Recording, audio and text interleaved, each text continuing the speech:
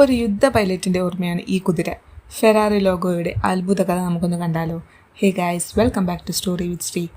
ഈ ലോഗോയുടെ കഥ 1923 തുടങ്ങുന്നു. ആ സമയത്ത് എൻസോ ഫെറാറി ഒരു യുവ റേസിംഗ് ഡ്രൈവറായിരുന്നു.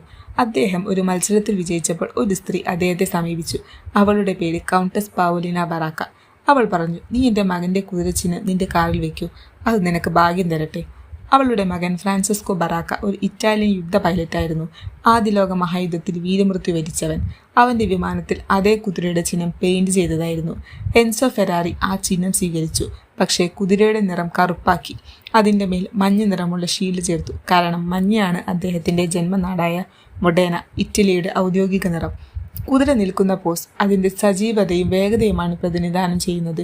അതുകൊണ്ട് തന്നെ അത് ഫെറാറിയുടെ റേസിംഗ് ആത്മാവിനൊപ്പം പൂർണ്ണമായി പൊരുത്തപ്പെടുന്നു. ഇന്ന് ഫെറാറിയുടെ കുതിര ലോകമെമ്പാടും ഏറ്റവും തിരിച്ചറിയാവുന്ന ലോഗോകളിലൊന്നാണ്. ഒരു കുതിരയുടെ ചിത്രം കാണുമ്പോൾ പോലും ലോകം ഫെറാറി എന്ന് തിരിച്ചറിയുന്നു.